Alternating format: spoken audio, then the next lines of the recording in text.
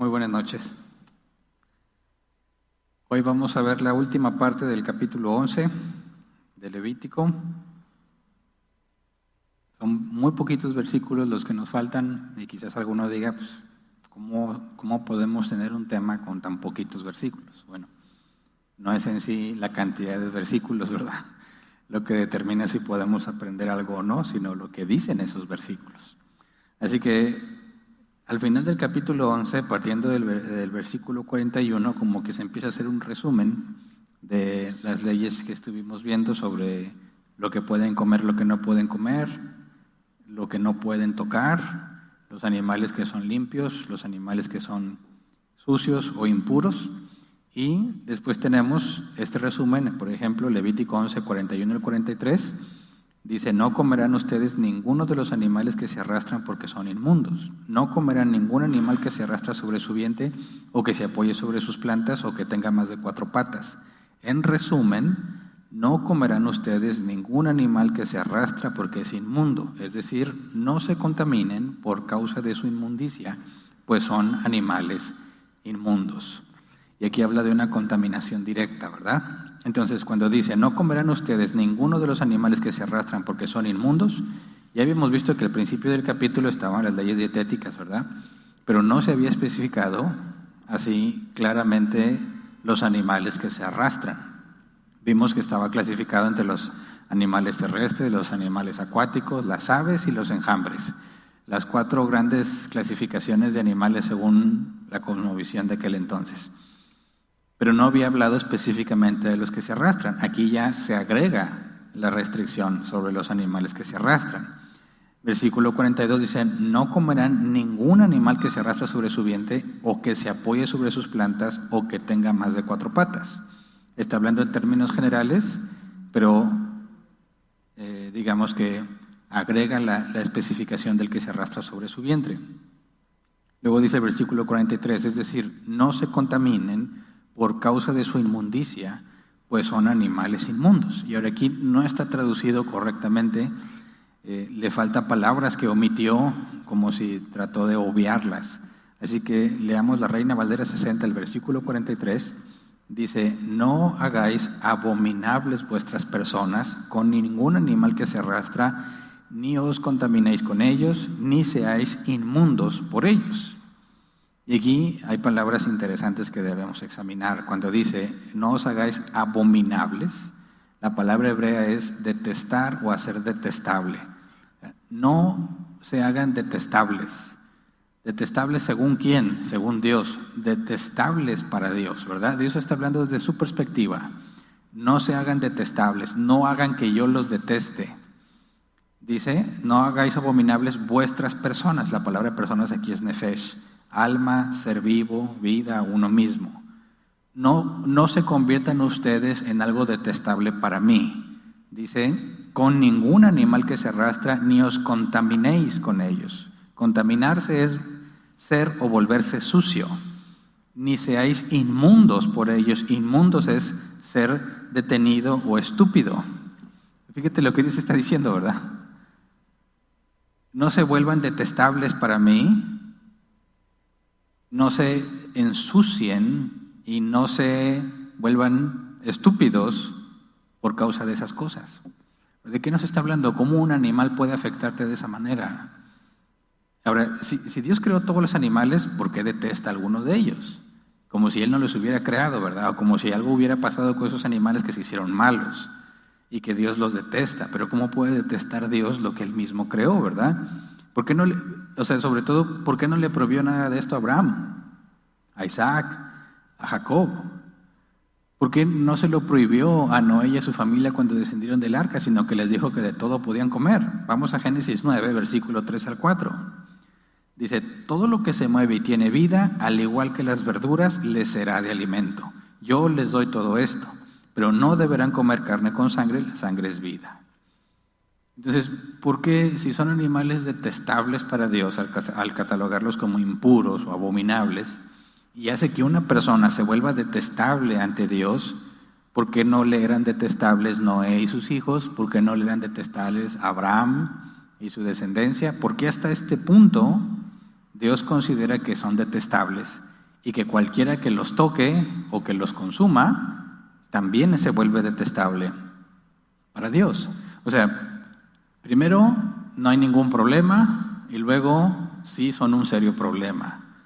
Te vuelves detestable para Dios. Y la pregunta es, ¿en el futuro Dios cambiaría? ¿Cambiaría de opinión? O sea, no hay problema con que te comas todos los animales y luego en este momento del tiempo, en Levítico 11 dice, si hay serios problemas si te comes estos animales. La pregunta es, ¿después Dios diría, hombre, ya no hay problema por los animales que te comes? La respuesta es sí. Dios, al parecer, cambia de opinión. Vamos al caso de Pedro en Hechos capítulo 10, versículo 9 al 17. Dice, al día siguiente, mientras ellos iban de camino y se acercaban a la ciudad, Pedro subió a la azotea a orar. Era casi el mediodía. Tuvo hambre y quiso algo de comer. Mientras se lo preparaban, le sobrevino un éxtasis. Vio el cielo abierto y algo parecido a una gran sábana que, suspendida por las 4 puntas, descendía hacia la tierra. En ella había toda clase de cuadrúpedos, como también reptiles y aves. «Levántate, Pedro, mata y come», le dijo una voz. «De ninguna manera, Señor», replicó Pedro, «jamás he comido nada impuro o inmundo». Por segunda vez le insistió la voz, «Lo que Dios ha purificado, tú no lo llames impuro». Esto sucedió 3 veces y enseguida la sábana fue recogida al cielo. Pedro no atinaba a explicarse cuál podría ser el significado de la visión. Mientras tanto, los hombres enviados por Cornelio, que estaban preguntando por la casa de Simón, se presentaron a la puerta. Hasta ahí. Qué confuso debió haber sido para Pedro esta situación, ¿verdad? Tiene esta visión. Dice el versículo 12, en ella había toda clase de cuadrúpedos, como también reptiles y aves. Sabemos que había restricciones para los cuadrúpedos, ¿verdad? Los reptiles están prohibidísimos y había restricciones para las aves. Y dice que hay toda clase. O sea, que a excepción de los reptiles, habría animales que eran puros y animales impuros, ¿verdad? Y todos los reptiles que son impuros. Y luego dice el versículo 13, levántate, Pedro, mata y come, le dijo una voz. Levántate, mata y come. Tiene prohibido tocar los reptiles, tiene prohibido comer los reptiles. ¿Quién es esta voz que le está diciendo que desobedezca la ley? Versículo 14, dice Pedro, de ninguna manera, Señor, replicó Pedro. Señor es la manera en que se refieren a Jesús en el Nuevo Testamento, ¿verdad? Pedro está reconociendo ¿a quién? A Jesús. Y le dice, de ninguna manera, jamás he comido nada puro, impuro o inmundo. ¿Qué piensa Pedro? Que Jesús le dice, mata y come, y Pedro le dice, nunca, porque yo no desobedezco. ¿Verdad? ¿Pero qué está haciendo? Está desobedeciendo. Le dicen, Pedro, mata y come. No, porque yo nunca desobedezco, yo nunca he comido eso, estoy obedeciendo la ley, yo no desobedezco esa ley, pero no es Jesús quien te está diciendo que comas, y el hecho de que le digas que no te hace ya desobedecerlo. Entonces imagínate la situación de Pedro, tiene la ley clara, ¿verdad? No puedes comer de lo que hay ahí, quizás algunas cosas sí, pero otras cosas no puedo, pero Dios me dice que coma, porque Dios me dice que haga lo que Él me dijo que no hiciera. Pedro se niega y luego dice, versículo 15, por segunda vez le insistió la voz, lo que Dios ha purificado, tú no lo llames impuro. Y ese es el punto, ¿cómo que lo que Dios ha purificado no lo puede llamar impuro? En Levítico 11 ya vimos claramente cuáles son los animales impuros. Y aquí está diciéndole Jesús que ya no son impuros, ahora son limpios. Entonces, ¿cómo está esto? Antes de la ley de Moisés eran limpios, en la ley de Moisés son sucios, y luego después vuelven a ser limpios. Dios no se decide, cambia de opinión, lo malo es dependiendo, o sea, lo malo es malo porque así Dios opina de eso. Decimos, ¿por qué algo es malo? Porque es contrario a la naturaleza de Dios, ¿verdad? Y los animales impuros que te hacen detestables si los consumes, ¿son contrarios a la naturaleza de Dios? No. ¿Hay algún problema en esos animales? Pues no lo sé, porque aquí el propio Jesús le dice, mata y come, y no llames impuro lo que yo he limpiado. Dice el versículo 16, esto sucedió 3 veces, y enseguida la sábana fue recogida al cielo. ¿Cuántas veces se negó Pedro? 3 veces. 3 veces Jesús le insiste que mate y coma. Y Pedro le dice, no, porque yo obedezco la ley. Así que tenemos un serio problema, ¿verdad? Dice el versículo 17, Pedro no atinaba a explicarse cuál podría ser el significado de la visión. ¿Qué significa que Dios te pida que hagas algo que Él ordenó que no hicieras? Está muy complejo. ¿Cómo puedes saber que es Dios quien te está diciendo eso? Si partiendo de lo que tú sabes, te está pidiendo que lo desobedezcas. ¿Cómo puede ser que Dios me pida que le desobedezca? Porque si le obedezco, estoy desobedeciendo la ley. Y si obedezco la ley, lo estoy desobedeciendo a Él. En cualquiera de los 2 casos, estoy desobedeciendo lo que yo sé que Dios ha revelado que debemos hacer. Así que no hay forma de solucionarlo, ¿verdad? Desde la perspectiva de Pedro, con la información que tiene Pedro, no hay forma de poder obedecer a Dios, porque cualquier cosa que haga, ya sea que me apegue la ley o mate y coma, en cualquiera de las 2 me lleva a desobedecer a Dios. Así que no hay solución. Por eso dice, no atina a explicarse cuál podría ser el significado de la visión. Entonces, ¿cómo es posible que primero no tiene Dios ningún problema con los animales, luego tiene un serio problema con ciertos animales y luego otra vez no tiene ningún problema con los animales? Dios podría cambiar en algún otro tipo de prohibición. Quizás Dios dijo, no asesines, pero luego dice, si puedes asesinar, no pasa nada. Imagínate que se te aparece una visión y escuchas a Dios que te dice, Hernán, mata a tu vecino. Oh, no, Señor, yo nunca he matado a nadie. No me desobedezcas y mátalo. ¿Qué harías?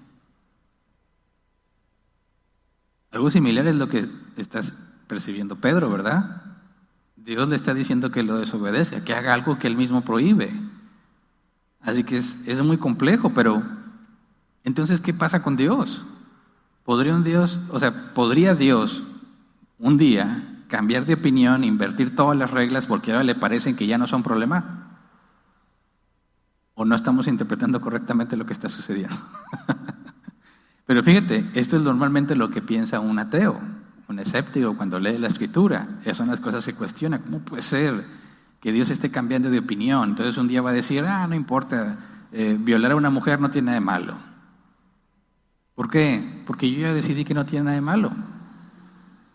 No, tendríamos un serio problema porque Dios ya no es, su naturaleza cambió, pero decimos que la Escritura afirma que Dios nunca cambia. Entonces, ¿qué está pasando con estos animales, verdad? Por eso la parte final de Levítico 11 es muy importante que la analicemos con cuidado, porque ahí está la clave para entender lo que está sucediendo. Mira, vamos a Levítico 11, versículo 44 al 45. Dice, yo soy el Señor su Dios, así que santifíquense y manténganse santos porque yo soy santo.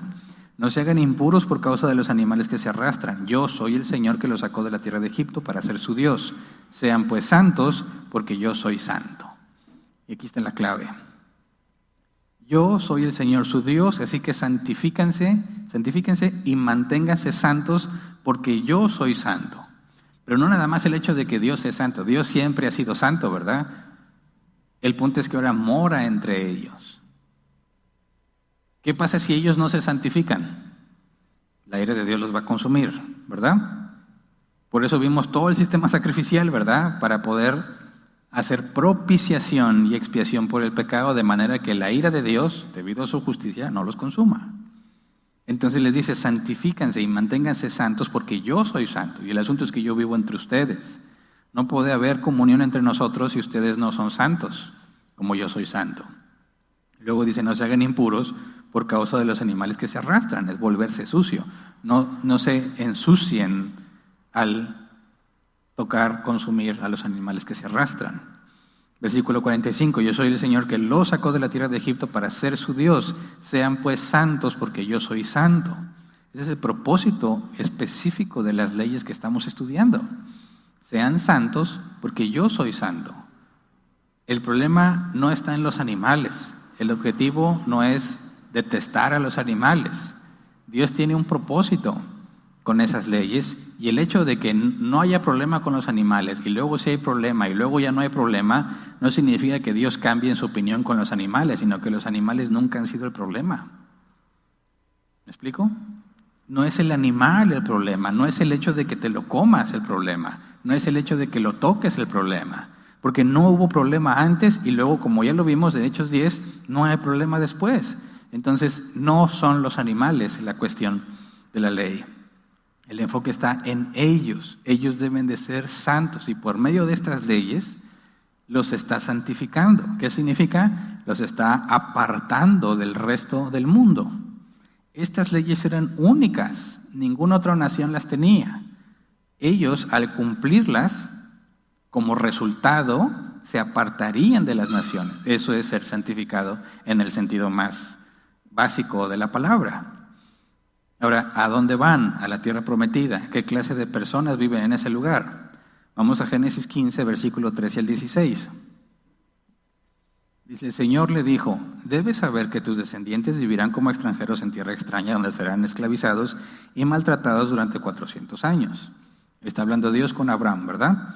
Pero yo castigaré a la nación que los esclavizará y luego tus descendientes saldrán en libertad y con grandes riquezas. Egipto, ¿verdad? Cuando los sacó de Egipto y los egipcios les dieron sus riquezas.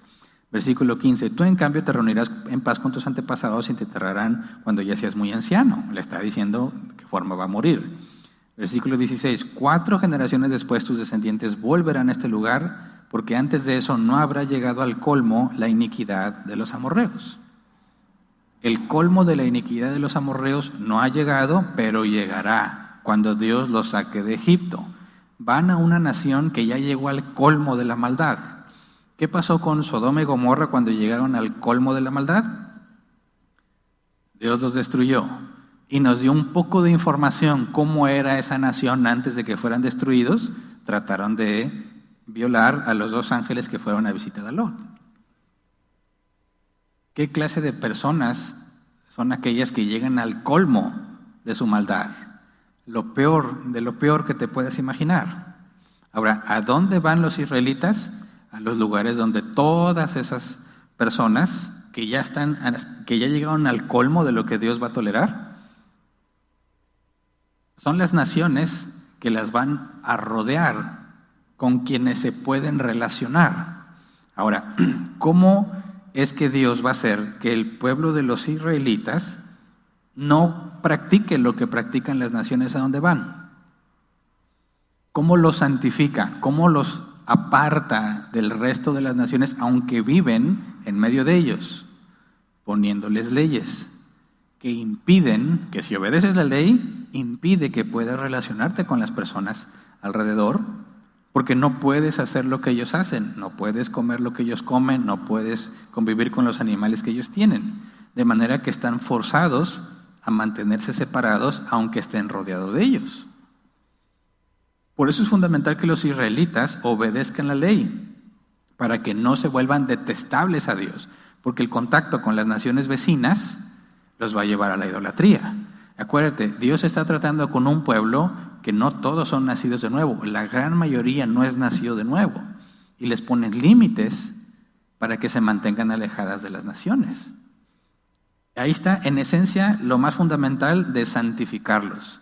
Dice Dios, yo soy santo, lo que significa en términos de Dios, que no hay nadie como Él, es distinto a todo lo que conocemos, ¿verdad? Cuando hablamos de la santidad, pensamos en su justicia, en su perfección.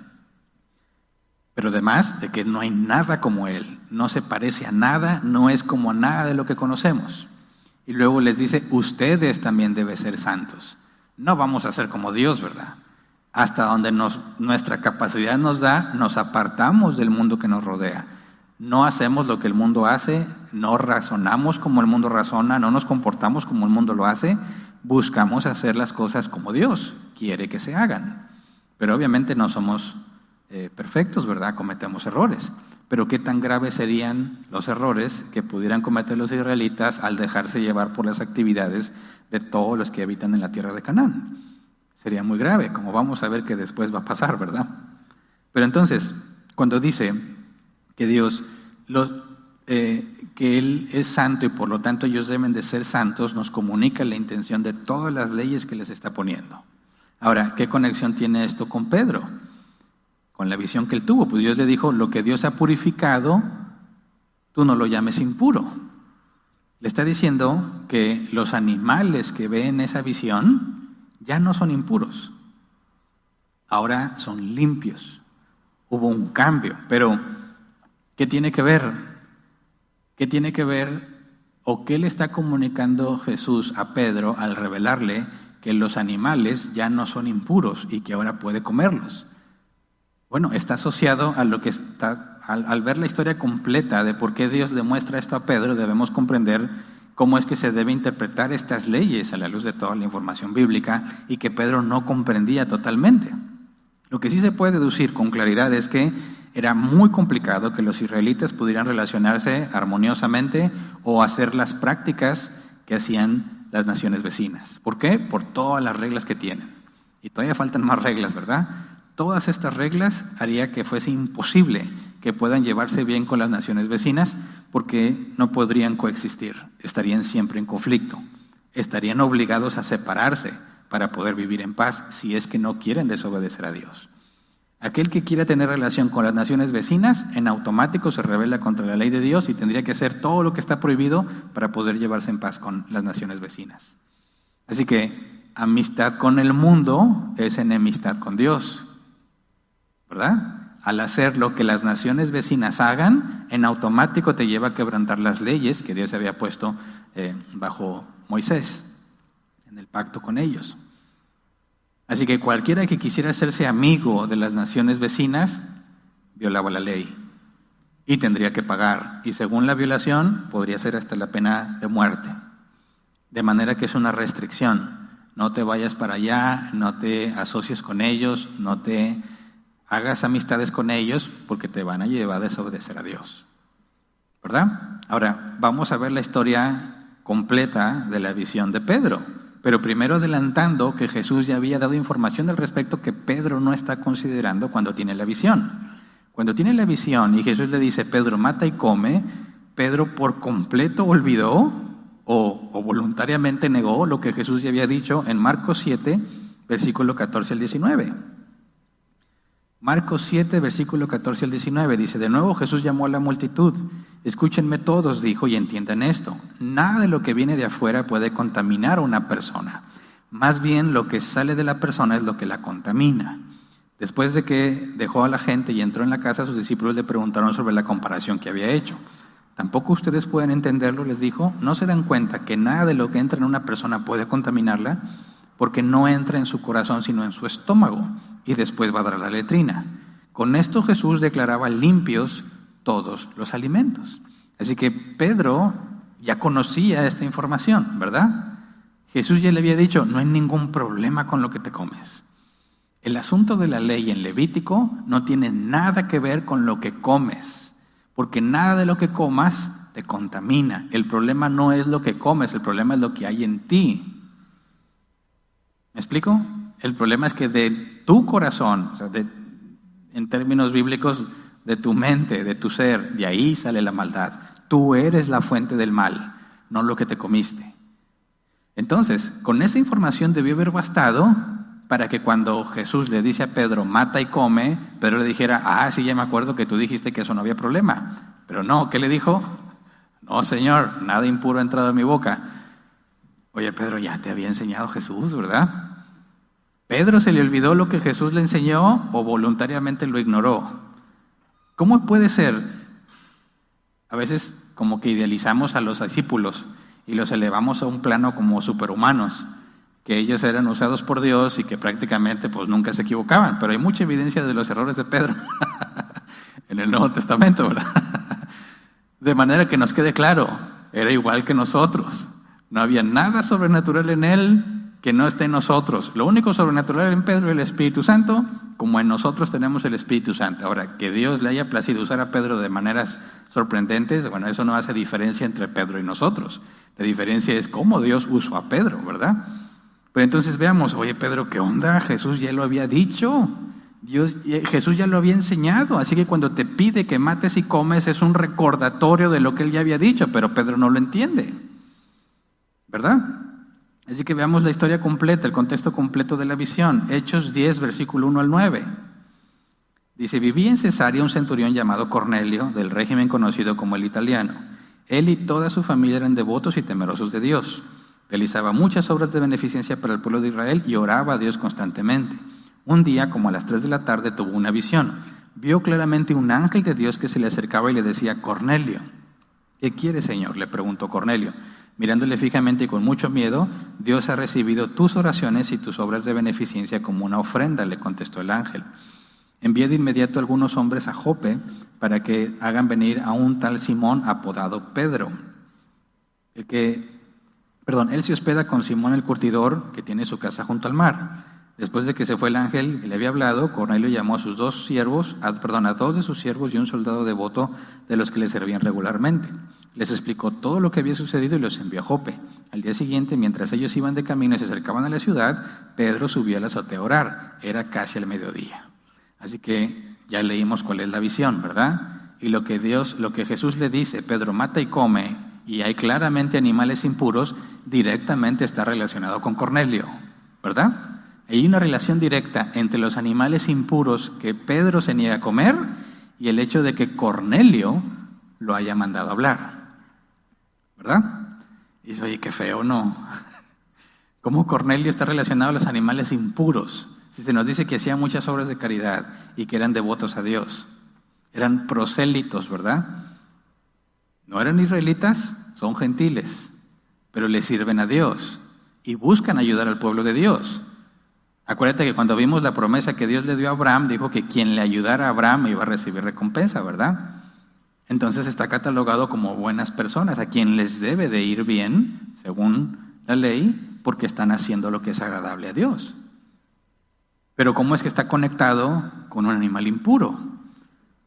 Bueno, la conexión es que Cornelio no es israelita, ¿verdad? Y por consecuencia no deben relacionarse con él. Pedro no debe aceptar relacionarse con Cornelio, porque la ley está diseñada para que no tengas convivencia con los pueblos paganos, ¿verdad? Los animales impuros, clasificados en Levítico, específicamente en el 11, hay una distinción. La palabra impuro en hebreo es sucio. Animales limpios y animales sucios. Los animales sucios, ¿a quién representan? Y los animales limpios, ¿a quién representan? Fíjate bien, no estoy sacándolo de la manga. Cornelio, un gentil, Dios por medio de un ángel le dice: trae a Pedro. Pero obviamente Pedro no va a aceptar porque son gentiles. Pedro tiene prohibido relacionarse con los gentiles, ¿verdad? Entonces, ¿qué es lo que Dios escoge para mostrarle a Pedro que debe de ir con Cornelio? El asunto de los animales impuros. Cornelio está conectado con los animales impuros, ¿verdad? Y cuando Jesús le dice: Pedro, mata y come, no llames impuro lo que yo ya purifiqué, está refiriéndose ¿a quién? A Cornelio. Así que Cornelio está representado con los animales impuros a los que Pedro rechaza y que Jesús le dice: no los rechaces porque yo lo he purificado. Y el hecho de que hay animales impuros y que se le pide que coman está relacionado al Levítico 11 y las leyes dietéticas. Así que aquí hay un símbolo. Los animales impuros son todos aquellos que no son israelitas. Y los animales limpios son los israelitas. Y dices: pero qué feo, ¿por qué les llama a unas personas sucias y a otros les llama limpias? ¿Qué diferencia hay entre un israelita y alguien que no es israelita? No hay ninguna diferencia entre ellos. La diferencia es Dios, porque Dios escogió a los israelitas para vivir entre ellos y los está apartando de las naciones. Son limpios en ese sentido. ¿Me explico? Mientras que el resto de las naciones son sucios. ¿Por qué? Porque Dios no está con ellos, no se acercó a ellos, no mora entre ellos, no les ha dado su ley. Entonces fíjate, un animal limpio representa al israelita, un animal impuro representa al que no es israelita. No debes tocarlos, no debes de comerlos, no te acerques a ellos. Más adelante en la ley se especifica, ¿verdad?, que no puedes relacionarte con los paganos. Pero ahí está la conexión entre la clasificación de animales puros e impuros. Ahora, no se trata de la persona, que una persona es limpia o sucia por ser persona, sino a quién Dios ha escogido para estar con ellos. ¿Me explico?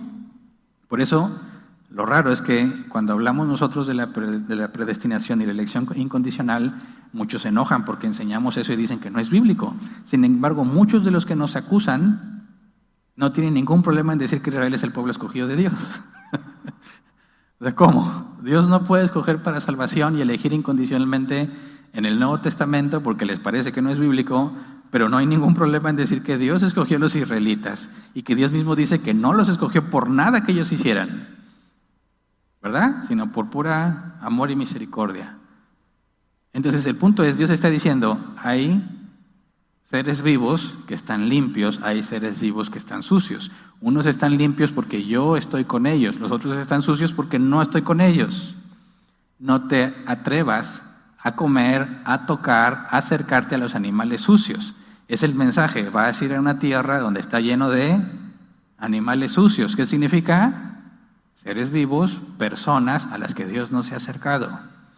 Viven como mejor les parece y están en el colmo de sus pecados. Ustedes no tengan contacto con ellos, no se acerquen a ellos, no coman con ellos, no hagan nada con ellos, ¿verdad? Eso es lo que está comunicando la ley.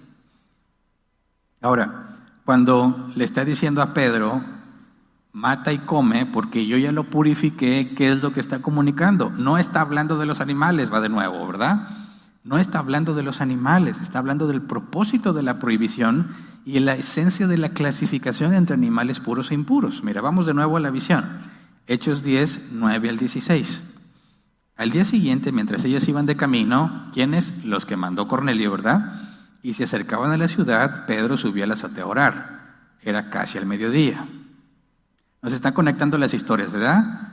Cornelio manda a estos hombres, están por llegar a la casa de Pedro y Pedro se puso a orar en la azotea. Era casi mediodía, tuvo hambre y quiso algo de comer. Mientras se lo preparaban, le sobrevino un éxtasis, una visión, ¿verdad? Vio el cielo abierto y algo parecido a una gran sábana que suspendida por las 4 puntas descendía hacia la tierra. En ella había toda clase de cuadrúpedos, como también reptiles y aves, o sea, animales impuros entre ellos. Levántate, Pedro, mata y come, le dijo una voz. De ninguna manera, Señor, replicó Pedro, jamás he comido nada impuro o inmundo. Por segunda vez le insistió la voz, lo que Dios ha purificado, tú no lo llames impuro. Esto sucedió 3 veces y enseguida la sábana fue recogida al cielo. ¿Qué le está diciendo Dios? Ya no existe el concepto de animal impuro. ¿Por qué? Porque eso de que Dios solamente estaba con los israelitas y con ninguna otra nación, ya no es así. Ahora Dios se ha acercado a los gentiles. Por eso es que ya no son impuros. Acuérdate, el problema no está en el animal. Jesús dijo, no es porque te comas el animal que te haces impuro. Es por lo que sale de ti. Al contacto con las naciones, ellos van a darle rienda suelta a su maldad. No es lo que comes, sino lo que sale de ti. Está diseñado para evitar el contacto con esas personas que solo te van a motivar a dejarte llevar por tus deseos pecaminosos. Por eso son sucios. No están restringidos por Dios. Dios no está con ellos. Pero cuando Jesús le dice a Pedro, no llames impuro lo que he purificado, le está revelando algo muy importante. Ahora Dios se ha acercado también a los gentiles. No debes tener ningún problema en ir a la casa con Cornelio, porque Dios se ha acercado a los gentiles y ya no son más clasificados como impuros. ¿Se entiende? Sigamos leyendo, Hechos 10, 17 al 27. Pedro no atinaba a explicarse cuál podría ser el significado de la visión. Pausa. Pedro, Jesús ya lo había adelantado, ¿verdad? Jesús ya lo había enseñado anteriormente, pero no le había hecho clic. No conectó lo que Jesús le dijo en aquel entonces con lo que está a punto de suceder. Dice, mientras tanto los hombres enviados por Cornelio que estaban preguntando por la casa de Simón se presentaron a la puerta. Fíjate cómo Dios conectó todas las cosas, ¿verdad? Se revela a Cornelio, Cornelio hace caso a la revelación, manda a traer a Pedro, y justo cuando van a llegar, Dios acaba de darle la visión a Pedro. Está confundido Pedro todavía para cuando llegan estos hombres, ¿verdad? Pedro todavía no entiende para cuando llegan estos hombres. Versículo 18. Llamando, averiguaron si allí se hospedaba Simón, apodado Pedro. Mientras Pedro seguía reflexionando sobre el significado de la visión, el Espíritu le dijo: mira, Simón, 3 hombres te buscan. Date prisa, baja y no dudes en ir con ellos porque yo los he enviado. Ahí está la conexión directa. Son impuros, pero no dudes en ir con ellos porque yo los he llamado. Si Él los ha llamado, ya no los puede considerar impuros porque Dios es quien los trae. ¿Se entiende? Versículo 21. Pedro bajó y les dijo a los hombres: aquí estoy, yo soy el que ustedes buscan. ¿Qué asunto los ha traído por acá? Ellos le contestaron: venimos de parte del centurión Cornelio, un hombre justo y temeroso de Dios, respetado por todo el pueblo judío. Un ángel de Dios le dio instrucciones de invitarlo a usted a su casa para escuchar lo que usted tiene que decirle. Pausa. Notemos que no le reveló el Espíritu Santo qué tenía que hacer, ¿verdad? Nada más le dijo: no dudes en ir con ellos. Así que Pedro ya sabe que Dios sí mandó a estos hombres, ¿verdad? Y me gusta mucho ver cómo Dios no le anticipa nada a Pedro, sino solo lo que necesita saber, ¿verdad? No le contó toda la historia, no le dijo: mira Pedro, déjame te cuento. Yo ya escogí a estos gentiles, ya no hay ningún problema con que te acerques a ellos. Yo me revelé a ellos y yo voy a estar con ellos, así que no te preocupes. No le dijo nada de eso. Le va mostrando de a poco, conforme van sucediendo las cosas, para que Pedro, ¿qué? Razone lo que sabe de la Escritura. ¿Qué es lo que Dios le está diciendo? Lo que dice la ley. Dios le está diciendo: efectivamente, lo que ellos te van a decir es verdad, yo los traje. Así que Pedro va a tener que aprender sobre la marcha. ¿Cuántos de nosotros quisiéramos que Dios nos explicara todo desde el principio? Imagínate qué difícil, qué distinto sería que Dios te dijera: mira, Hernán, a partir de hoy vas a entrar en una prueba bien difícil. Pero lo que tienes que hacer es esto y esto y esto. Y cuando pase esto, cuando te llegues a quedar sin dinero, no te preocupes porque yo te voy a dar dinero de acá. Y cuando se te acabe este dinero, no te vayas a angustiar porque yo ya te puse esta otra opción. Así que échale ganas, mijo. No nos dice nada de eso. Lo único que te va diciendo es lo que necesitas en ese momento del tiempo. ¿Para qué? Para que empieces a razonar, para que aprendas a confiar.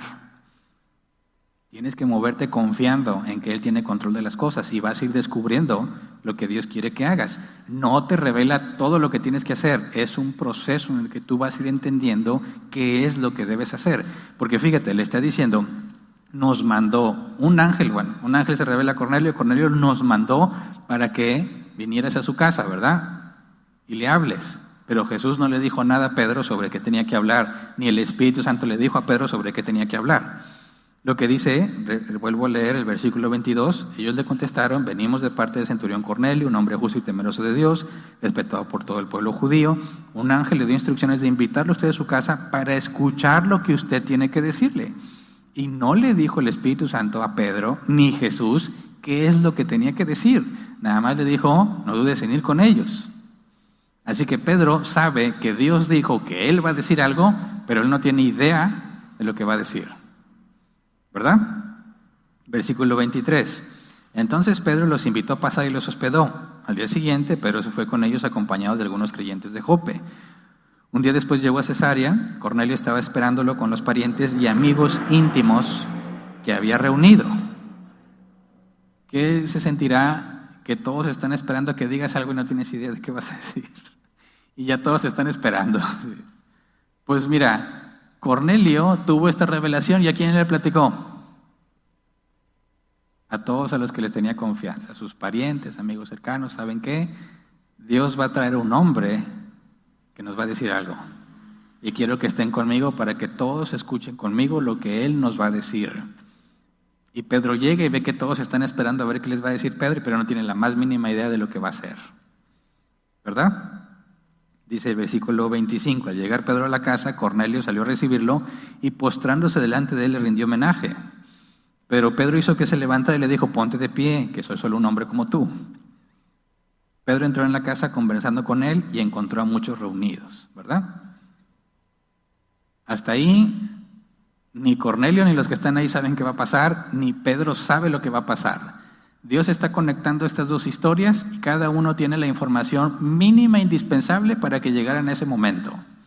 Y ahora sí Dios revela cuál es el propósito. Hechos 10, 28 al 33. Entonces les habló así. Fíjate lo primero que elige Pedro. Ustedes saben muy bien que nuestra ley prohíbe que un judío se junte con un extranjero o lo visite. ¿Verdad? Primero está aclarando, mira, estoy aquí no porque sea un desobediente. ¿Pero por qué le explica eso? Porque es temeroso de Dios, Cornelio y los suyos, y el pueblo judío lo estima, por consecuencia conoce la ley, ¿verdad? Cornelio conoce que Pedro no debe estar allí. Así que cuando Pedro tiene que hacer esta aclaración, está dando contexto, ¿verdad? No debería estar haciendo esto. Y tú sabes bien que no debería estar haciendo esto.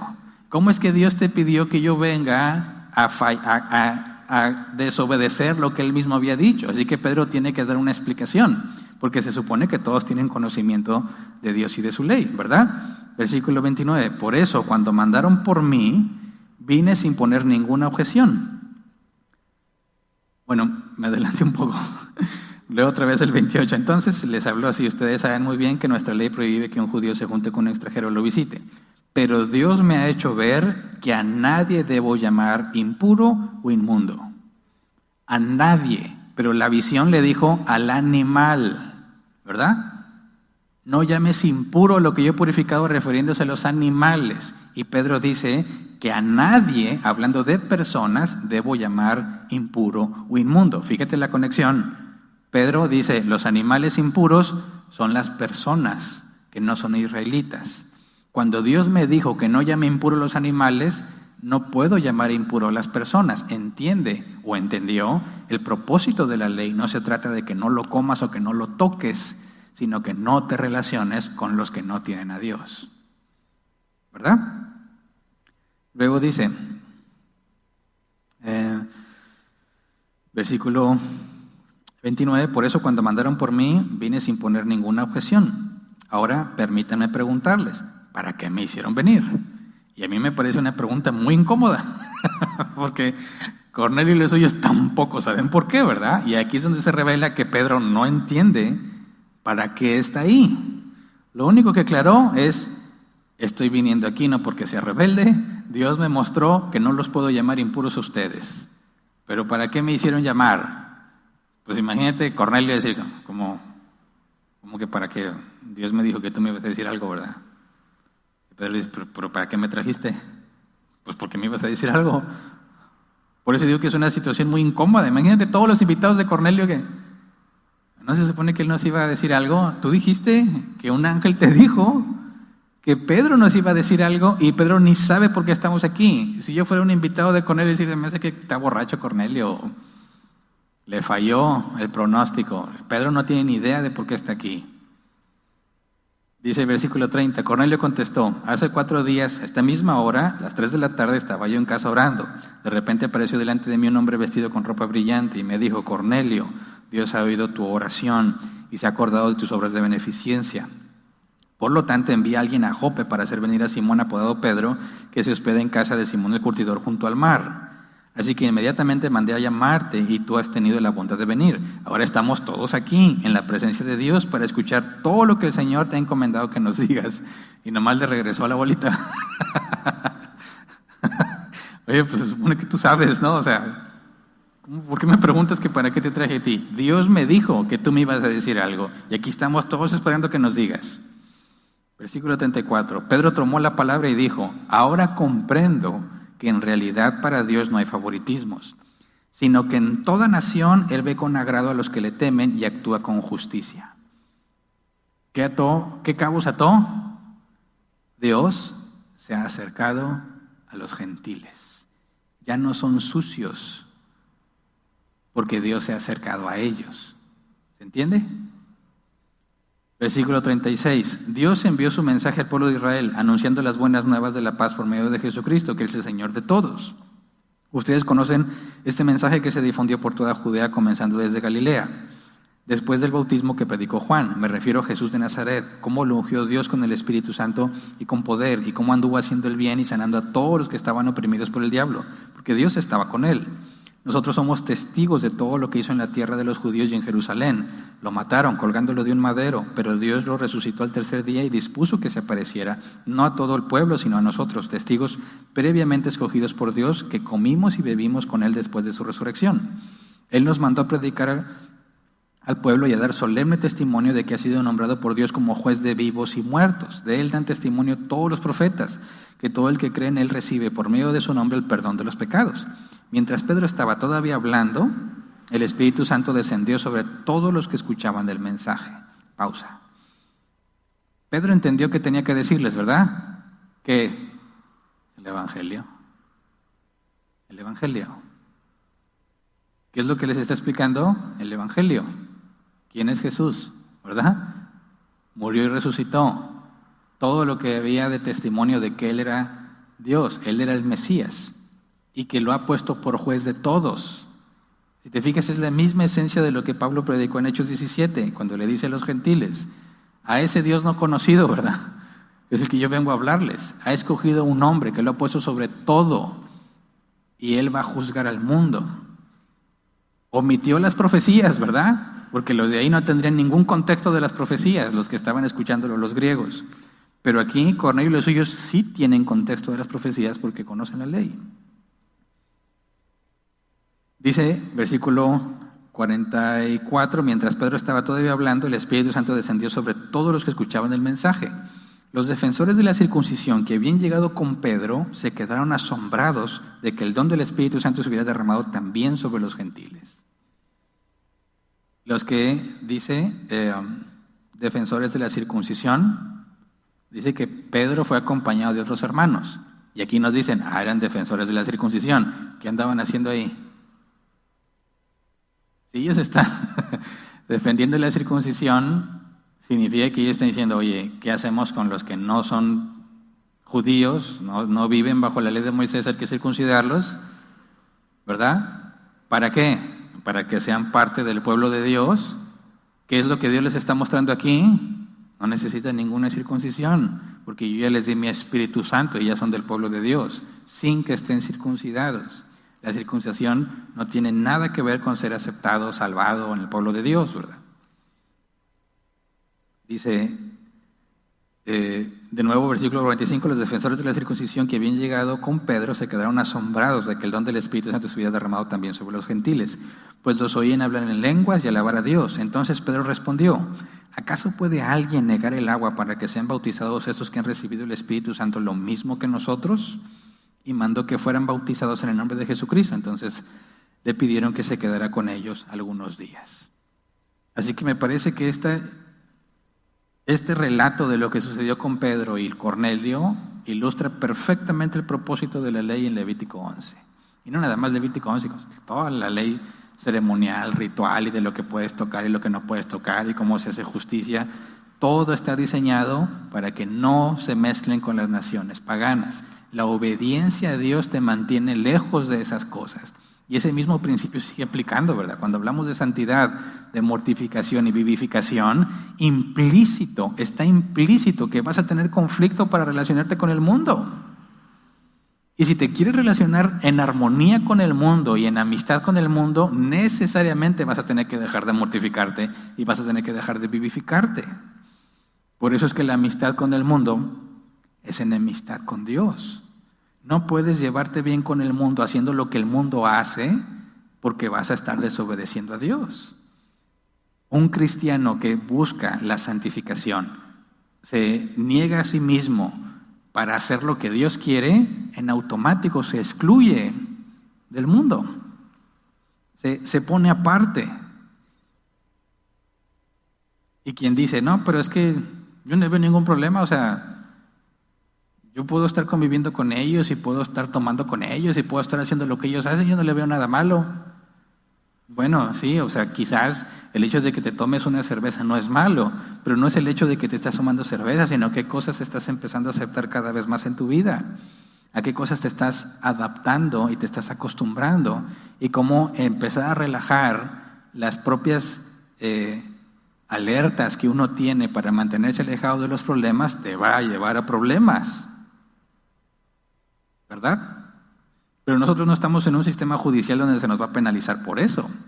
Pero existe el proceso de disciplina para reprender al que está pecando, al que se está haciendo cada vez más como el mundo. Decir, oye, estás pecando, arrepiéntete, encamina otra vez tu vida.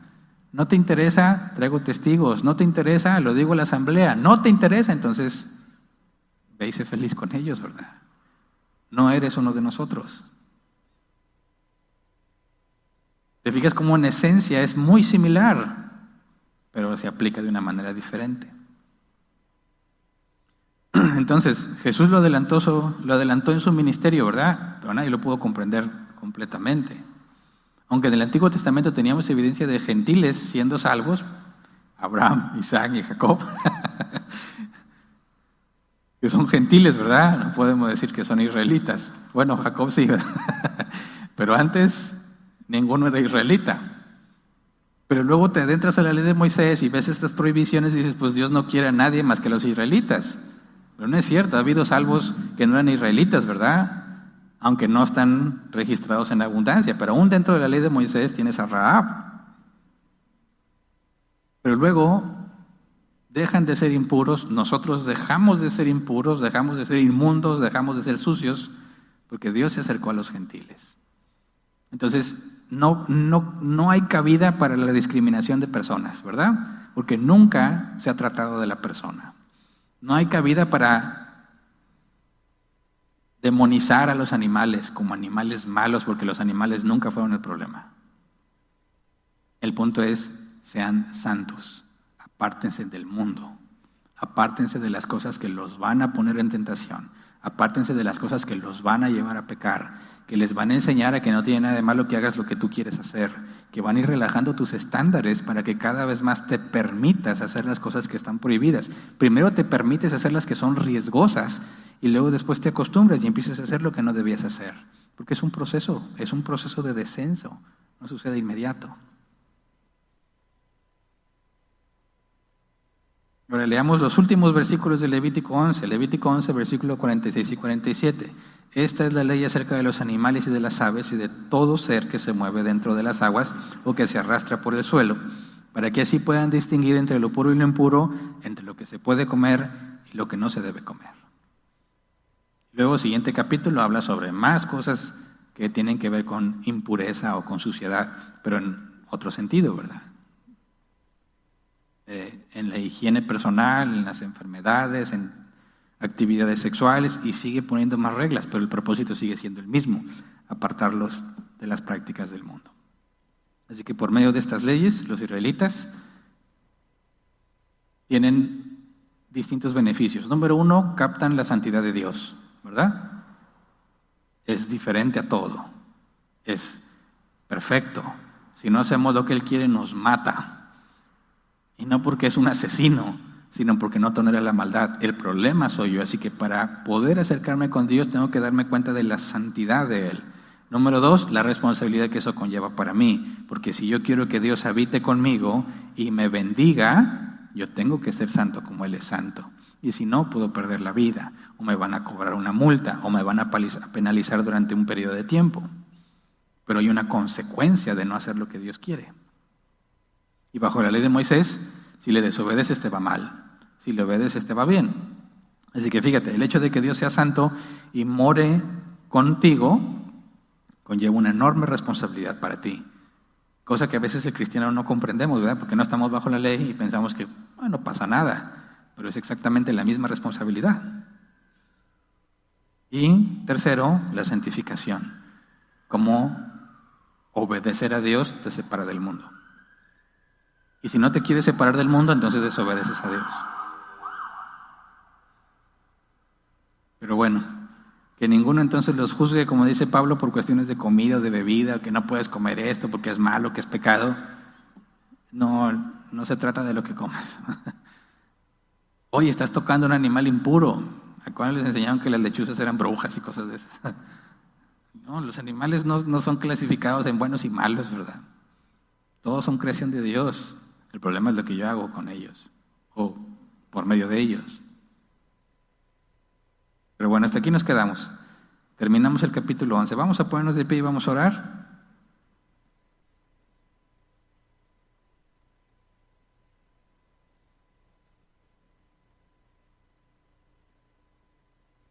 Espero que podamos entender cómo es que Dios está tratando con su pueblo y vamos a ir viendo conforme se va desenvolviendo la historia y la narrativa, cómo Dios está asegurando que el Mesías venga de su linaje, ¿verdad? Que se mantenga la descendencia que sirve a Dios. Faltan muchas cosas todavía sobre la ley y todas están enfocadas a lo mismo, pero que no se nos olvide el enfoque. No nos perdamos en tratar de pensar que si hago todas estas cosas me va bien, como tristemente muchos cristianos van y leen estas cosas para tratar de repetirlas y obtener bendición. No se requiere nada de eso, ¿verdad? Tenemos el Espíritu Santo, tenemos lo más preciado. Lo que Dios quiere darnos después de eso es extra, es un plus, porque ya tenemos la vida eterna con Él, somos coherederos con Cristo, fuimos declarados inocentes, no hay condenación para nosotros. No hay nada más que necesitemos, aunque seamos los más miserables en este mundo, con todo lo que Dios ya nos dio, no hay nada más que nos haga falta. Y como quiera nos da más. Que ninguno esté emproblemado o en conflicto porque si comió o no comió, porque si observó un día no lo observó, que si presentó cierta ofrenda no la presentó, como tristemente muchos cristianos viven con la mente cautiva a ese tipo de cosas porque les enseñan que tienen que hacerlas para agradarles a Dios. Es absurdo. No agradamos a Dios por lo que hacemos, sino por qué, ¿verdad? El corazón. Ese es el problema, ¿verdad? Lo hacemos por agradar a Dios o para beneficiarnos a nosotros mismos, porque aunque externamente hagas algo que se ve bueno, si no lo hiciste para Dios, no es bueno lo que hiciste. Sigue siendo un acto egoísta. Así que hay mucho que pensar y reflexionar sobre la responsabilidad que tenemos como cristianos y el impacto que tiene la santidad en nuestra vida y en la de los demás. Así que vamos a orar. Señor, muchas gracias por que tu Espíritu Santo nos guía a pesar de nuestras rebeliones, nos tienes paciencia, porque hay tantas cosas de las que la obediencia a ti nos libra, que deberíamos estar sumamente agradecidos, pero no somos conscientes de eso. Tú has elegido no hacernos conscientes de tantas cosas que nos has librado, Señor, y tristemente somos malagradecidos. Pensamos que porque no vemos nada de lo que nos has librado, no hay nada de lo que nos hayas librado, y eso es solo necedad. Tantas cosas, tantos problemas que nos hemos evitado simplemente porque en una ocasión, en lugar de ceder a la tentación, decidimos mortificarnos. De cuántas cosas, Señor, hemos sido librados por tu misericordia, a pesar de que no obedecimos, Señor, tus instrucciones. Por eso es que no hay nada en nosotros que nos haga digno. Todos somos pecadores, todos estamos destituidos de la gloria de Dios. Nadie merece estar delante de ti, Señor, y permanecer con vida, pero nos has elegido para darnos todos los tesoros de la vida venidera y darnos el reino. Nos has recibido como a hijos, Señor, adoptivos, pero como hijos. Y no hay forma que podamos pagarte, Señor.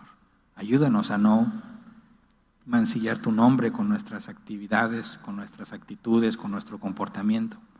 Ayúdanos a ser conscientes de que debemos tener la conciencia limpia, Señor, de que hemos hecho todo lo que está en nuestro alcance por estar bien contigo y con los hombres. Cuando nos equivoquemos, Señor, recuérdanos que nunca nos has dado algo porque lo merecemos o porque nos portamos bien, sino a pesar de todo lo que hacemos. Enséñanos, Señor, que todo es por gracia, que no se nos olvide, que no tratemos de comprar tu bendición, que no tratemos de comprar la salvación, que es absurdo, pero que podamos vivir en humildad, agradecidos por lo que tenemos, sea mucho, sea poco, porque ya nos diste todo por medio de tu Hijo Jesucristo. Y gracias, Señor, por todo lo que haces con nosotros, a pesar de que no estamos conscientes de lo que haces. En el nombre de Jesús. Amén. Pueden sentarse. Pasamos a la sección de preguntas. Tenemos 15 minutos para responderlas. Preguntas que tengan que ver con el tema. Si no estás en el grupo de WhatsApp de preguntas, puedes agregarte escaneando el código. Obviamente es para los que están aquí presentes, ¿verdad? Si nunca has estado aquí presente, pues no vas a estar en ese grupo, pero puedes escribir tu pregunta en los comentarios de Facebook o de YouTube y es canalizada a este grupo, se van leyendo conforme van llegando. Si una pregunta no tiene nada que ver con el tema, la mandamos al final y si hay tiempo trataré de responderla. Okay, empiezo a leer la primera de Juan Villarreal, dice: buenas noches. Génesis 7, 1 al 3 dice: dijo luego Jehová a Noé: entra tú y toda tu casa en el arca, porque a ti te he visto justo delante de mí en esta generación. De todo animal limpio tomarás 7 parejas, macho y hembra, más de los animales, etcétera. Dice: es posible que aquí Noé ya se le había revelado los animales puros e impuros, y Moisés los tuvo que volver a enseñar a los israelitas por 400 años de esclavitud en Egipto. No necesariamente, porque acuérdate que Moisés está describiendo lo que sucedió al lector contemporáneo, ¿verdad? Por ejemplo, cuando dice que Caín, después de que fue maldito o recibió la marca de Dios, huyó a la ciudad de Nod, ¿verdad? Y hay dicho, muchos dicen, ya ves, ya había una ciudad, y nada más están mencionados Caín y Abel como hijos. ¿De dónde salió esa ciudad? Y muchos empiezan a imaginarse que había una civilización preadámica y otros seres humanos que no están narrados en la Biblia, etcétera, etcétera. Pero no me parece que sea una interpretación correcta, porque simplemente podríamos decir que cuando dice que Caín fue a la tierra de Nod, está hablándole o comunicándole esa información al lector contemporáneo, que entendería hacia qué región se fue Caín, ¿verdad? Y he dado este ejemplo. Es como si yo te contara que los primeros pobladores de la ciudad de Monterrey, que se supone que eran judíos, sefardíes, ¿verdad?, que se vinieron a sentar por ahí de la macroplaza. Y dicen, ¿ya existía la macroplaza? No, ¿verdad? Yo sé que tú me entiendes que es la macroplaza y te ubico con la macroplaza para que sepas en qué área se asentaron. Eso no significa que la macroplaza ya existía cuando llegaron los primeros moradores. Así que cuando Moisés habla de la ciudad de Nod, o nos está hablando de 7 de los animales puros o de los animales limpios, no necesariamente significa que ya existían en aquel entonces, sino que para el lector está simplificando qué animales Dios le dijo que salvara, ¿verdad? Así que tampoco puedo descartar que ya tenía conocimiento, pero no es necesario, o sea, no hay por qué pensar que esa es la única explicación. Puede ser simplemente que está simplificando qué tipo de animales eran al decir eran animales limpios, ¿verdad? El lector en ese momento comprendería qué tipo de animales se le dijo. Siguiente, Brian Zúñiga: cuando Dios ordena matar a los amalecitas o cananeos, incluyendo niños y recién nacidos, la causa que se menciona es porque si los dejaban vivos sería que Israel volvería a la idolatría por la maldad que había en esos pueblos. Aunque no sé si sea correcta esa interpretación, pero si es así, ¿no sería el mismo argumento que presentan los que están a favor del aborto cuando dicen que para qué dejar que nazcan si crecerán en un ambiente de pobreza o si nacen con una incapacidad, etcétera? No, mira, para empezar, el asesinato está prohibido para nosotros, ¿verdad? Nosotros no tenemos el poder de dar vida. Por lo mismo no podemos quitarla. No somos dueños de las almas, de la vida de las personas. Dios sí. Dios decide qué hacer con las vidas que Él ha creado. Y ya vimos que en la propia ley de Moisés también se le quitaba la vida al que cometía ciertas infracciones, ¿verdad? Así que lo que Dios está diciendo que se debe hacer con todos los cananitas, todas las naciones que viven en esa región, es que se les debe aplicar la pena de muerte. Pero cuando dice y nos presenta el argumento porque ellos van a hacer que los israelitas se desvíen, está diciendo, ¿cómo vas a dejarlos vivos en donde tú vas a vivir? Porque si los dejas vivos donde tú vas a vivir, significa que vas a convivir con ellos. Y las leyes están diseñadas para que no convivas con ellos, porque Dios no está acercándose a ellos ni les está dando su ley a ellos. Entonces es imposible que puedas tener a esas personas que no quieren nada con Dios, que tienen ya toda esa cultura depravada, todas esas prácticas depravadas. ¿Cómo van a poder cohabitar con los israelitas cuando los israelitas tienen prohibido hacer lo que ellos hacen? No se puede. Si los dejan ahí, van a terminar desviando a los israelitas, porque no van a estar cumpliendo la ley. Y eso está incluido hasta para con los niños. ¿Por qué con los niños? Dirías, oye, pues el niño no sabe, ¿verdad? Bueno, depende de la edad del niño. Pero imagínate esto. Si los niños alcanzaron a seguir la propia cultura de sus padres y los dejas con vida, ¿qué van a hacer esos niños? ¿Tú crees que estos niños van a abrazar con amor a la cultura que mató a sus padres?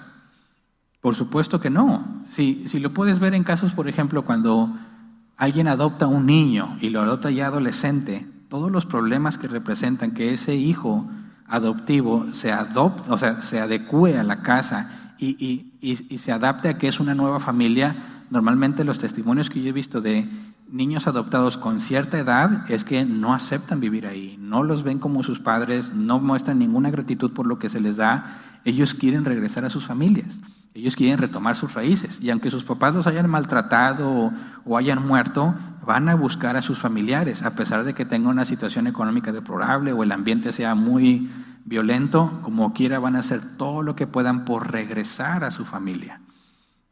Incluso dices, bueno, son bebés y no saben, no aprendieron nada de la cultura. Prácticamente en todos los huérfanos llegan a cierta edad donde quieren investigar de dónde vienen y quieren conocer de su cultura y quieren conocer de su familia. ¿Qué implica eso para un cananita que vive entre los israelitas? Tomar lo que sus familiares hacían o aprender de lo que sus familias hacían es la idolatría, es el pecado, es la depravación. Por eso, aunque los adoptaran siendo bebés, iba a llegar el momento en que iban a querer investigar sobre sus ancestros, sobre sus verdaderos familiares, y se van a enterar de que los israelitas los mataron. ¿Cómo van a reaccionar ante eso? Por eso se vuelve muy complejo pensar que si los dejan vivos, van a poder mantenerse apartados de ellos porque van a vivir donde mismo. Aún siendo bebés, van a llegar a la edad en la que se pregunten qué pasó con mis papás y qué les van a decir. Dios nos pidió que los matáramos por pecadores. ¿Cómo van a comportarse ellos? ¿Cómo lo van a tomar? Por eso es muy complicado que pudiesen coexistir o convivir con ellos en la misma tierra. Así que el argumento de por qué Dios decide aplicar la pena capital en ninguna manera lo puedes trasladar al aborto, ¿verdad? Nada que ver. Yo no tengo el poder para quitar la vida. Yo tengo prohibido asesinar. Pero cuando Dios decide hacer justicia, Él es soberano, ¿verdad? Yo no puedo atribuirme esas mismas decisiones y adelantarme a decir ese niño va a sufrir y va a vivir en un ambiente peligroso, así que mejor lo matamos. No, repasa el tema del aborto que vimos, todos los argumentos en contra de eso y de esa forma de razonar, ¿verdad? Entonces, si yo ahorita estoy viviendo bien y luego entro en quiebra y mi próximo año se pronostica gravísimo, ¿me deberías asesinar para que no sufra? Pues claro que no. Y si me asesinas para evitarme el sufrimiento, te van a meter a la cárcel. Lo mismo sucede si estoy dentro del vientre de mi madre, ¿verdad? Sigue siendo asesinato. Así que no hay ningún paralelismo, ni puedes tomar las decisiones que hizo Dios, el juez y dueño de todos los seres vivientes, con nuestros pronósticos de miseria y de pobreza y quitarle la vida a un inocente. Siguiente, Ofelia Arroyo dice, buenas noches, Pastor Hernán, espero pueda contestar mi pregunta de antemano. Gracias. ¿Cuál era el nombre de Faraón, el que no dejaba ir a los israelitas? ¿Era Ramsés II el constructor o la Biblia no lo menciona? Gracias, Dios les bendiga. No tiene nada que ver con el tema que vimos, pero la Biblia no lo menciona. Siguiente, Pedro Lozano, Pastor, Dios lo bendiga, y que la prohibición de no comer sangre, si es literal y es vigente para este tiempo. Gracias por su tiempo, Pastor Hernán. Mira, Hechos 15, el Concilio de Jerusalén, donde se debate si tenían que obedecer la ley o no. Si tú lees la carta final, no se les va a pedir a los gentiles que obedezcan nada de la ley. Lo que se les pide es que se abstengan de lo animal ahogado, ¿verdad? Y de la carne en su sangre y de la inmoralidad sexual. No porque es la ley de Moisés, sino porque si tú consideras lo que el propio Pablo dice después, que no hay ningún problema en lo que comes, ¿verdad? Que no es el alimento el problema, citando a Jesús y mencionando que aún lo sacrificado a los ídolos, ¿verdad? No, un ídolo nada es. Entiendes que la prohibición de abstenerse de carne y sangre y de animal ahogado es para las comunidades donde tienen conflicto israelitas y gentiles. Porque los gentiles, que no tienen por qué seguir esas reglas, están comiendo carne con sangre, están comiendo de lo sacrificado a los ídolos, no se abstienen de las cosas que los israelitas se abstienen y hace que entren en conflicto. Por eso tenemos que entender que Pablo dijo que el que es fuerte en la fe tiene que cuidar al hermano débil en la fe. Que si tú no te acusa tu conciencia para comer aún de lo sacrificado a los ídolos, pero tu hermano débil va a tropezar, entonces no lo hagas por amor al hermano débil. Es el mismo sentido por el cual se prohíbe que comas carne con sangre de animal ahogado y ese tipo de cosas para evitar el conflicto con los israelitas o los judíos que están repartidos, que a ellos sí les genera problemas que lo consumas. Entonces, entendiendo lo que enseña Pablo y luego ves la conclusión del concilio, entiendes perfectamente que es para mantener la armonía en las congregaciones mixtas, porque donde todos eran gentiles nadie tendría problema, pero donde había judíos y había gentiles convertidos al cristianismo iba a haber conflictos si no se observaban esos reglamentos. Así que el principio de que los fuertes en la fe, que en ese caso serían los gentiles, le mostraran amor a los débiles en la fe para no hacer lo que les ofende delante de ellos, ¿verdad? Pero podrían hacerlo tranquilamente en su casa sin que nadie tropezara. Esa es la razón del por qué la prohibición de carne con su sangre. Siguiente, a Andrea Velasco. Buenas noches, hermanos. Pastor, entonces las leyes ya no son vigentes, ¿y qué pasa con los mandamientos? ¿Debemos intentar cumplirlas? Sí, mira, acuérdate que hemos estudiado que cuando hablamos de la ley de Moisés podemos separarla en la ley moral, que están los 10 mandamientos, ¿verdad? Ceremonial o ritual, que tiene que ver con todos los procesos y sacrificios, leyes dietéticas, y luego la civil, ¿verdad?, sobre el comportamiento en la sociedad y que era penalizado. Sabemos que no vivimos bajo un gobierno teocrático como el que tenían ellos, por lo tanto las leyes civiles no aplican para nosotros. Sabemos que la parte ceremonial ya no tiene ningún sentido, los sacrificios, las leyes dietéticas y todo eso de pureza ya no tiene ningún sentido porque ahora los gentiles también somos declarados puros, ¿verdad? Porque Dios se ha acercado a los gentiles. Pero la ley moral, esa sigue vigente. ¿Por qué? Porque esa es de acuerdo al carácter de Dios. Y así como no debemos decir falso testimonio y no debemos asesinar ni codiciar la mujer de tu prójimo, eso tiene que ver no con lo civil o con lo ritual o ceremonial, sino con el pecado, ¿verdad? Con hacer lo que es opuesto a la naturaleza de Dios. Por eso es que la ley moral, decimos, todo lo que tiene que ver con el carácter de Dios directamente sigue estando prohibido, pero se resume en el mandamiento: ama a Dios con todo tu corazón, con toda tu alma, con todas tus fuerzas, y el segundo, a tu prójimo como a ti mismo. Todo está resumido ahí. Y luego en el Nuevo Testamento se va explicando cómo lo aplicamos cuando lees los Corintios, cuando lees el proceso de disciplina aplicado en los Corintios, la tolerancia, la amonestación, el cuidar la sana doctrina, el no congregarnos con los que diciéndose cristianos no lo son. Empiezas a ver cómo aplicas el amor, pero todo sigue estando dentro de mostrar el amor. Jesús dijo, quien ama a su prójimo ha cumplido la ley, ¿verdad? No hay, cuando resume la ley en esos 2 mandamientos está toda la parte moral implícita. Así que los 10 mandamientos siguen vigentes. Todo lo que tenga que ver, por ejemplo, Levítico 18 y las relaciones sexuales ilícitas que vamos a ver más adelante, siguen estando vigentes, porque eso es una cuestión del carácter de Dios, ¿verdad? Atentan contra la visión original del matrimonio, que es un hombre y una mujer. Que si relaciones con su suegra y con su nuera y que no sé qué, todo eso está prohibido. Y podemos ver que en el Nuevo Testamento se afirma. Así que la parte moral que tiene que ver con el carácter de Dios y lo que Dios aborrece porque es en contra de su naturaleza, sigue vigente y es inalterable. Pero todo lo demás que apuntaba a Cristo, apuntaba a lo que Dios haría en el futuro, puesto que ya fue cumplido, ya no es necesario seguirlo observando, ¿verdad? Porque todo esto en la ley apuntaba a lo que sucedería, mostraba lo que Dios iba a hacer y era una forma de tener esperanza en lo que iba a suceder en el futuro. Pero ya se cumplió, ¿verdad? Cuando Cristo vino. Seguimos observando, por ejemplo, en el día de reposo, que no lo obedecemos como la ley de Moisés, pero seguimos anhelando el reposo que viene de Dios, ¿verdad? Que la carta de los Hebreos dice, todavía hay un reposo pendiente. Entonces vemos que está confirmado en el Nuevo Testamento que guardamos un día para reposar a Dios y la iglesia se reunía el primer día de la semana. Entonces sigue esta regla. Las leyes del Antiguo Testamento, ¿cuáles tienen que ver directamente con el carácter de Dios? Siguen vigentes. Todo aquello que en el Nuevo Testamento es confirmado del Antiguo Testamento, sigue vigente. Es la manera más simple de verlo. Ahora tendrías que estudiar extensivamente el Nuevo Testamento para saber qué aplica, ¿verdad? Pero con el tiempo vamos entendiendo, vamos descubriendo cada vez más cómo somos libres en Cristo, ¿verdad?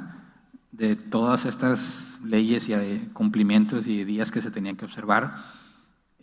todos los cristianos vemos en las cartas, ¿verdad?, paulinas, y suponiendo que Hebreos es de Pablo también, como todos tenían conflicto en entender qué cosas se aplicaban y qué no, pero es parte de la madurez que se va adquiriendo. Dice la carta a los Hebreos que debiendo ser maestros, todavía son como niños. Es decir, que tenemos que ir cada vez entendiendo más. Así que es un proceso, ¿verdad? No trates de concluir así inmediato, ya sé qué cosas sí, qué cosas no. Tenemos muchos prejuicios, tenemos muchas cosas que aún no entendemos, y tú haz todo lo que en tu conciencia está claro. En lo que tienes duda, dice la Escritura, todo lo que no se hace con fe es pecado. Entonces, en lo que tienes duda, investiga, pregunta, llega a una conclusión y luego ya lo haces con libertad. No te obligues a ti mismo a hacer cosas que no estás convencido que puedes hacer, porque entonces te es pecado. Si tienes problema comiendo cerdo, no lo comas, hasta que estudies bien el tema, hasta que llegues a una conclusión en la que digas, ya entendí que el cerdo no tiene nada de malo, ¿verdad? Entonces comes ya con libertad. Pero no pienses que porque ahorita te estoy diciendo que no tiene nada de malo, tú dices, para mí es malo, pero como quiera lo voy a hacer, entonces estás pecando tú porque estás en contra de tu propia conciencia. Es un proceso, hay que ir madurando, pero hay que madurar, ¿verdad? Los débiles en la fe no deben seguir siendo débiles en la fe. Los fuertes en la fe van a tener tolerancias al débil para que crezca, no para que ahí se quede, ¿verdad? Si no se convierte en un tirano y va a querer controlar a todos porque a él le genera conflicto. No, tenemos paciencia, mi hermano. A ti te hace daño eso en tu conciencia, no lo voy a hacer delante de ti, pero estudia, ¿verdad? Sácate esas ideas de la cabeza. No voy a entrar en conflicto contigo, pero eso no significa que estamos aceptando que así son las cosas, ¿verdad? Ponte a estudiar, avanza y date cuenta que no tiene sentido lo que tú ves. Porque se trata de que madures, no de que todos estemos detenidos porque hay uno que le afecta su conciencia y no quiere y todos nos aguantamos. No, mi hermano, estúdiele, ruéguele a Dios, le vamos a esperar un tiempo y si no, pues allá usted se va a quedar con el problema porque nosotros tenemos que hacer lo que es de acuerdo a la fe. Y ya es la última pregunta, ¿verdad? Muy bien, es todo. Avisos. Bueno, nada más recordarles que si has dejado un objeto olvidado dentro del auditorio, pasar a recepción por él. Y las ventas y las ofrendas. Están nuestros hermanos que prepararon algo para vender. Ya saben que lo que se acumula ahí es para mejorar este lugar y la caja de las ofrendas para mantener funcionando este lugar. Todos somos bivocacionales, nadie recibe un salario, no porque sea malo, sino como dijo Pablo, no queremos ser carga en la iglesia. Así que nos esforzamos todos, como dice Pablo, para trabajar para nosotros mismos y para tener con qué ayudar a los demás. Y así es como se mantiene esto, ¿verdad? Todos aplicamos ese mismo principio, trabajamos para nosotros mismos y luego venimos, ofrendamos para beneficiarnos todos. Los que llegan por primera vez y no saben qué onda, están siendo beneficiados con todo el dinero que nosotros ofrendamos para que esto siga funcionando. Y nos aseguramos que sigamos sirviéndole a Dios, predicando y sirviendo y nos mantenemos activos. Así que es un beneficio directo para nosotros y un beneficio también para todos aquellos que vienen a conocer de Dios aquí entre nosotros. Es todo entonces. Vayan en paz. Si Dios quiere, nos vemos el domingo para seguir estudiando.